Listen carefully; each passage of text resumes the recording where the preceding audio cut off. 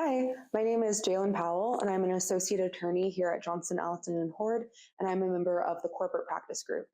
Today, we're going to be discussing disclosure schedules. A key component to all M&A deals is a strong asset or stock purchase agreement as needed and the disclosure schedules. Disclosure schedules are attached to the purchase agreement to supplement, qualify, and disclose exceptions to representations and warranties made within the purchase agreement. Although it is the due diligence process that largely acts as the opportunity for the buyer to obtain information about the inner workings of the seller's business, the disclosure schedules officially highlight key aspects of the business in a legally binding way. Therefore, having a strongly prepared and thorough disclosure schedule is of the utmost importance in all transactions. Disclosures made or admitted by a seller in disclosure schedules have legal and practical consequences for both the seller and the buyer.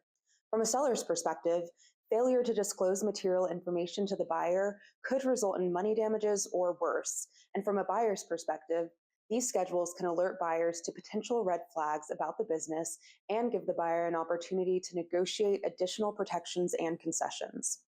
Further, the disclosure schedules help to carve out key exceptions for a seller, such as excluded assets or contracts.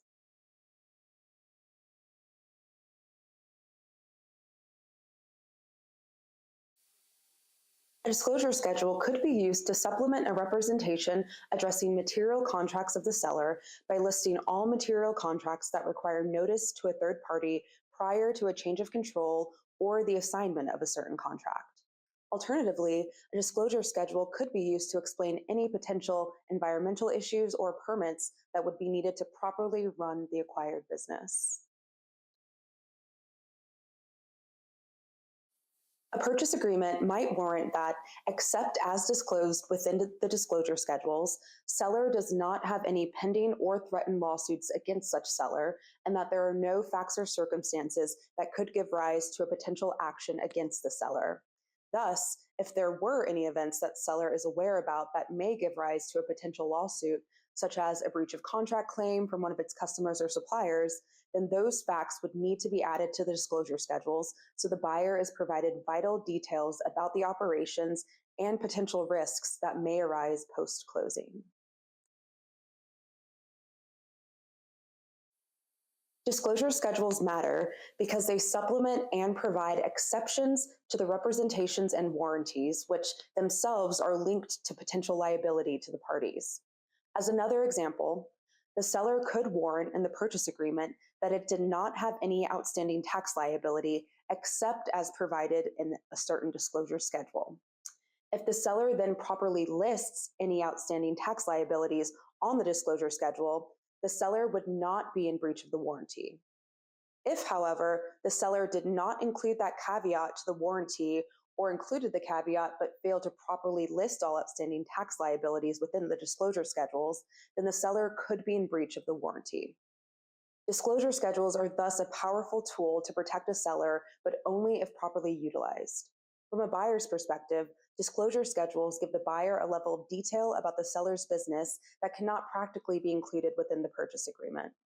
Moreover, as discussed earlier, disclosure schedules give buyers grounds for recourse in the event that a seller omits or misrepresents information in connection with representations and warranties.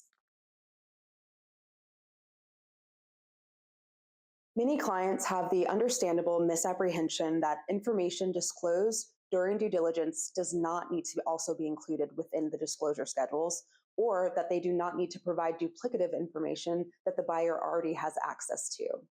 This is not the case. These schedules provide the crucial and final written record of key disclosed information. Accordingly, preparing these schedules can be time-consuming and detail-intensive, but vitally important. Common mistakes include providing incomplete or outdated information, failing to coordinate with appropriate employees or others that could have relevant information, failing to understand the full scope of the representation or warranty, or simply overlooking responsive information.